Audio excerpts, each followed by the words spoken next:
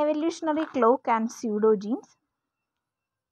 In this session, we are going to learn about concepts of evolutionary clock, history of evolutionary clock, pseudogenes, types of pseudogenes, and some other topics.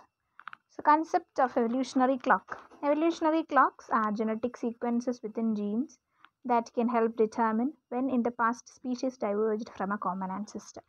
So, these are genetic sequences within genes, okay, that can help determine when in the past species diverged from a common ancestor. There are certain patterns of nucleotide sequences that are common among related species that seem to change at a regular time interval. So, what are these genetic sequences within genes? Evolutionary clocks are genetic sequences within genes that can help determine when in the past species diverged from a common ancestor. There are certain patterns of nucleotide sequence that are common among related species that seem to change at a regular time interval. Evolutionary changes occur at a relatively constant rate over time. Common ancestor is there 25 million years later. What is happening? G position is changing. Okay. Then 25 million years later, another G is changing. 50 million years later, another change. 50 million years later, some other changes are happening. Organisms and species evolve at a consistent pace, and this rate of change can be measured and used to estimate the timing of evolutionary events. By comparing the number of genetic differences between species or populations, scientists can estimate the amount of time that has passed since their last common ancestor. So, given a phylogenetic tree, branch lengths are shown, a time estimated for one or more node, 10 million years ago. Can we date other nodes in the tree? Yes, if the rate of molecular change is constant across all branches. This concept is often used in molecular phylogenetics, which is the study of evolutionary relationships based on genetic data. Researchers utilize genetic sequences such as DNA or protein sequence to construct phylogenetic trees and determine the evolutionary history of organisms. It is important to note that this concept does not hold true in all cases.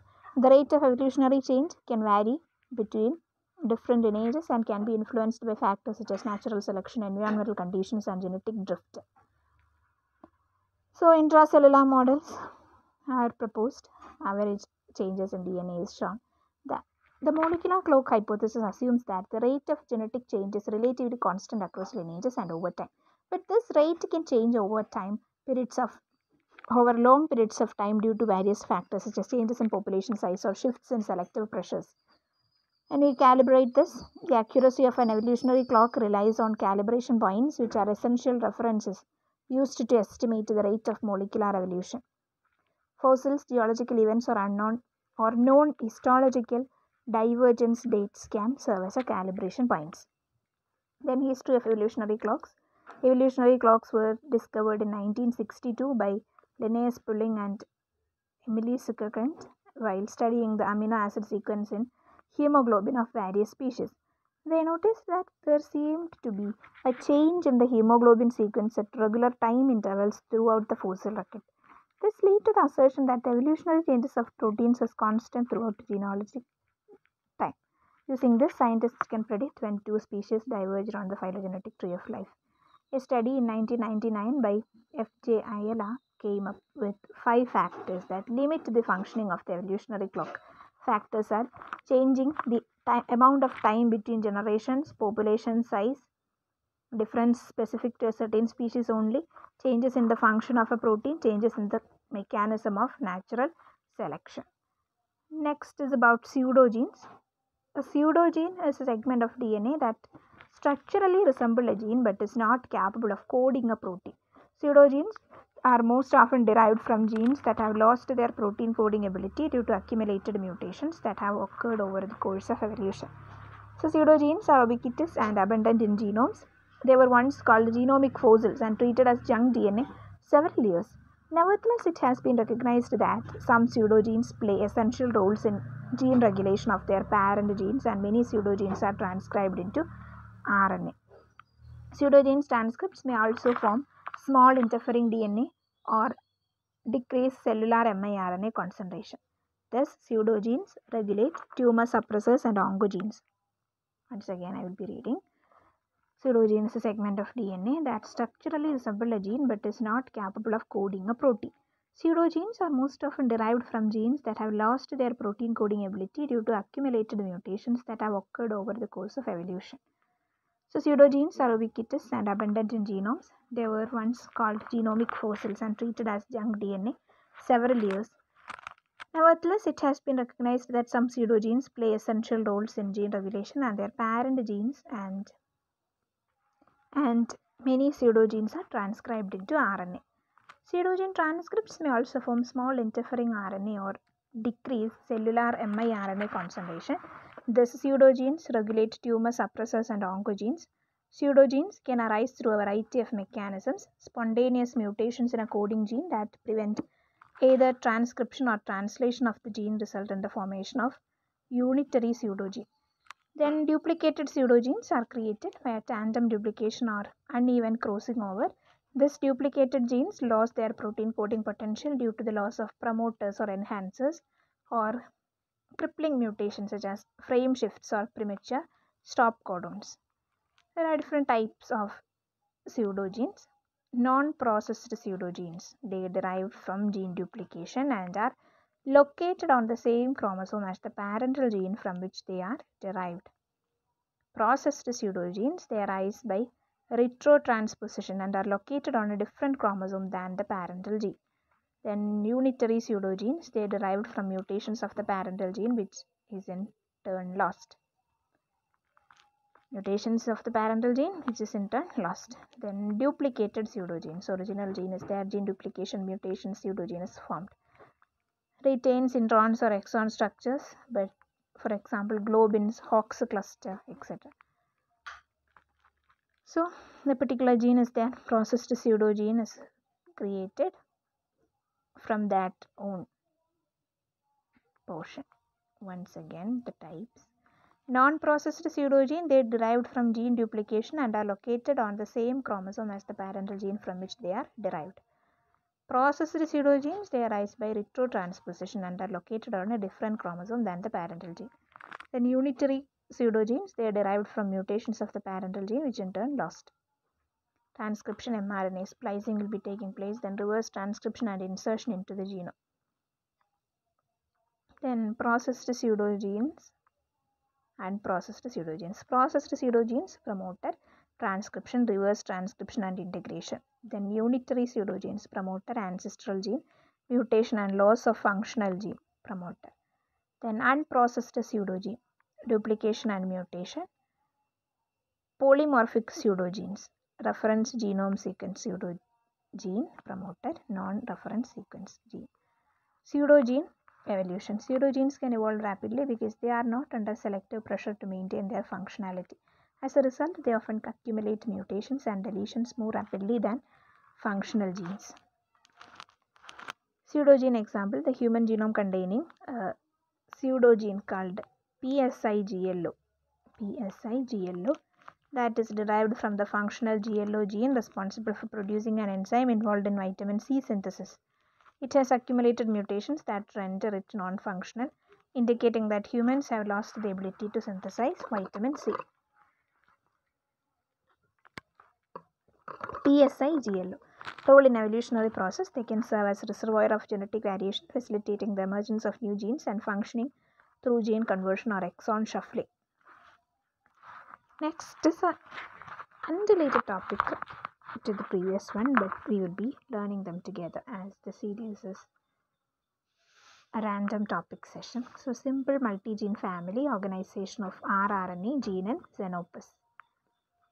The organization of rRNA genes in Xenopus, specifically Xenopus levis, it's a kind of frog, follows a common pattern observed in many organisms. Simple multigene family, organization of rRNA gene in Xenopus. The organization of rRNA genes in Xenopus, specifically Xenopus levis, follows a common pattern observed in many organisms.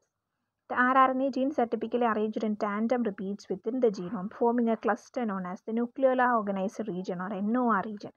These clusters are found in one or more pairs of chromosomes, typically located in the nucleolus organizing regions.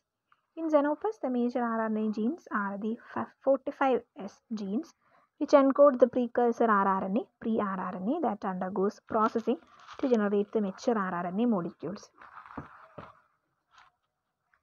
So, the major RNA genes are the 45S genes, which encode the precursor rRNA, pre-rRNA, that undergoes processing to generate the mature rRNA molecule. The 45S gene consists of three main components: the 18S, 5.8S, and 28S rRNA genes. These genes are transcribed as a single precursor molecule that includes the internal transcribed spacers or ITs between the rRNA genes. The organization of rRNA genes in Xenopus is crucial for the efficient production of ribosomes and cellular machinery responsible for protein synthesis. The presence of multiple copies of rRNA genes allows for high levels of rRNA transcription and subsequent ribosome production, which is essential and necessary for cellular growth and proliferation. In summary, the rRNA genes in Xenopus are organized in tandem repeats within the nucleolar organizer region. The major rRNA genes, including 18S, 5.8S, and 28S, are transcribed as a single precursor molecule, and the organization of rRNA genes can vary between different Xenopus species. Next is about organization of histone genes in sea urchin and tRNA genes in Drosophila. Histones are proteins that play a crucial role in packaging of DNA into a compact structure called chromatid. In sea urchins, the organization of histone genes is characterized by a complex multi-gene family arrangement. The histone genes are organized into clusters, often referred to as histone gene loci, which contain multiple copies of each histone gene. The histone gene clusters in sea urchins consist of several types of histone genes, including core histones such as H2A, H2B, H3, and H4, as well as variant histones like H1 and H2A. Each type of histone genes can have multiple copies within a cluster. This multi-gene organization allows for efficient and coordinated regulation of histone gene expression. It provides a cell with the ability to synthesize large amount of histone proteins, which are required for DNA replication, transcription, and other chromatin-related processes. Then organization of tRNA genes in Drosophila. Transfer RNA molecules are crucial for protein synthesis as they help in translating the genetic code from mRNA to protein. In Drosophila or fruit fly, the tRNA genes are also organized into complex multi-gene families. The tRNA genes in Drosophila are typically arranged in clusters known as tRNA gene arrays. These arrays consist of multiple copies of different tRNA genes, each encoding a specific tRNA molecule with a unique anticodon sequence. Within a tRNA gene array, individual tRNA genes are spaced relatively close to each other and are oriented in the same direction. This arrangement allows for coordinated regulation of tRNA gene expression. Drosophila tRNA gene arrays often contain tandem repeats of specific tRNA genes. There may be multiple copies of tRNA genes with the same anticodon sequence located adjacent to each other. Next random topic is about special features of yeast mitochondrial genome, peptide mutants, special features of human mitochondrial genome. Special features of yeast mitochondrial genome. The yeast mitochondrial genome possesses several unique features that distinguish it from nuclear genomes and even other mitochondrial genomes. Circular DNA, compact size, high gene density, high gene arrangement, lack of introns, limited genetic code, preserve the presence of repetitive elements, and rapid evolution. First, we are going to explain the point related to circular DNA. The yeast mitochondrial genome is circular, unlike the linear nuclear genome. The circular structure is common among many mitochondrial genomes, including those of that of other organisms. And compact size will be there. The yeast mitochondrial genome is relatively small compared to nuclear genome, 70 to 100 kb in size. Then high gene density. The yeast mitochondrial genome has a high gene density. It contains a significant number of genes relative to its size. Along with that, gene arrangement. The genes in the yeast mitochondrial genome are arranged in clusters, with each cluster containing genes that are functionally related. Lack of introns. Unlike nuclear genomes, the yeast mitochondrial genome generally lack introns. The absence of introns simplifies gene expression and post-transcriptional regulation of the mitochondria. Limited genetic code. The yeast mitochondrial genome uses a slightly different genetic code compared to the universal genetic code used in nucleus. UGA codes for tryptophan. Presence of repetitive elements contains repetitive elements including short tandem repeats, large direct and inverted repeats, role in genome stability and recombination events. Then rapid evolution exhibits higher mutation. These special features of the yeast mitochondrial genome contribute to its unique structure and function within the cell, playing a crucial role in various mitochondrial processes and cellular energy production. Mitochondria is indispensable organelles that serve as power plants of eukaryotic cells because the majority of ATP required for activity of cells is produced by the TCA cycle and oxidative phosphorylation in mitochondria. In addition to ATP synthesis by respiration, mitochondria gained a variety of functions like calcium ion homeostasis, heme synthesis, lipid synthesis, and apoptosis during the evolution of eukaryotic cells. The mtDNA of the yeast Saccharomyces cerevisiae have a circular genetic map of 75 to 85 kbp and encodes 7 proteins for oxidative phosphorylation and mitochondrial ribosomal protein, 2 rRNAs, then 24 tRNAs and 9 srRNA component of RNA P and several interrelated open reading frames or ORFs. Then yeast cell contains 50 to 100 copies of more of mtDNA depending on strains. However, there is a contradiction between ploidy paradox between the large physical number of mtDNA molecules per cell and the small number of heritable units. Next topic is about peptide mutants. The yeast peptide mutant was first found in the yeast Saccharomyces cerevisiae. The colony is small because of block in the aerobic respiratory chain pathway which generates ATP. The peptide yeasts are thus enabled to grow on non-fermentable carbon sources such as glycerol and ethanol to form small anaerobic sized colonies when grown in the presence of fermentable carbon sources such as glucose. The peptide phenotype results from mutations in the mitochondrial genome. Loss of mitochondria or the larger mutations affect nuclear encoded genes involved in oxidative phosphorylation, and these mutants are termed neutral peptides. They all produce wild type of progeny when crossed with a wild type of strain.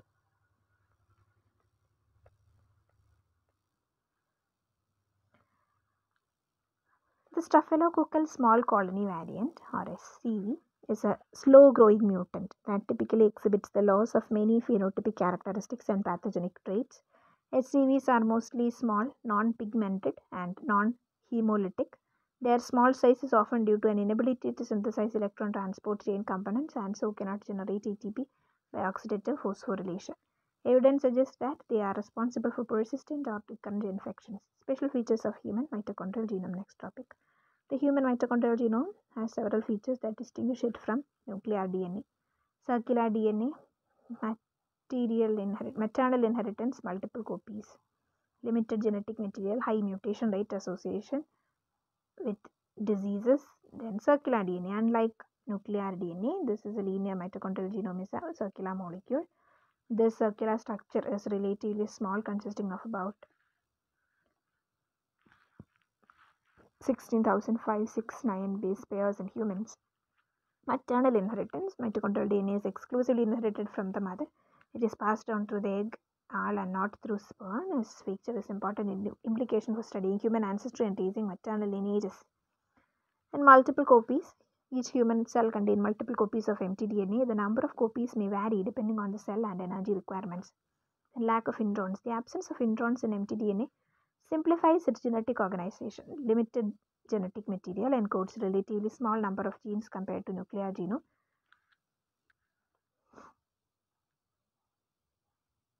In humans, 37 genes, 22 tRNAs, 2 rRNAs. High mutation rate, partly due to lack of protective histones and efficient DNA repair. Association with the diseases. Mutations in the mitochondrial genome can lead to various mitochondrial disorders and contribute to certain diseases. Mitochondria is a highly specialized organelle present in almost all eukaryotic cells and principally charged with the production of cellular energy through oxidative phosphorylation. In addition to energy production, mitochondria are also key components in calcium signaling, regulation of cellular metabolism, heme synthesis, steroid synthesis, perhaps most importantly, programmed cell death or apoptosis. Mitochondrial DNA schematic diagram. Circular double-stranded mtDNA molecule, where the outer circle represents the heavy strand and the inner circle is the light strand. Shown are the genes encoding the mitochondrial RC, MT, ND16, MTCO112, the 2 ribosomal RNAs, green boxes, each of the 22 tRNAs, red spheres. mtDNA is the only source of critical cellular protein outside the eukaryotic nucleus. In the majority of eukaryotes, mtDNA is organized as a circular double-stranded DNA molecule. The strands are distinguished by their nucleotide composition. Heavy strand is guanine rich compared with the cytosine rich light strand. The length varies between species but is fairly constant in humans. mtDNA is a multi-copy DNA with cells containing between 100 and 10,000 copies of mtDNA depending upon cellular energy demand. Then structure: mtDNA contains 37 genes, 28 in each strand and 9 in the L strand. 13 of the genes encode one polypeptide component of the mitochondrial respiratory chain and site of cellular energy production through OXPHOs. 24 genes encode a mature RNA product, 22 mitochondrial tRNA molecules and 16 sRNA, large ribosomal subunit, and 12 sRNA, small ribosomal subunit. The mitochondrial genetic code differs slightly from nuclear DNA. mtDNA uses only 2 stop codons, AGA and AGG, 6 compared with UAA and UGA and UAG in normal nuclear DNA. Conversely, UGA encodes tryptophan. To compensate, UAA codons have to be introduced at the post-transcriptional level. In addition, AUA isoleucine in DNA encodes for methionine in mtDNA. Understanding the unique features of human mitochondrial genome is important for various fields of research, including evolutionary biology, population genetics, and study of mitochondrial disorders.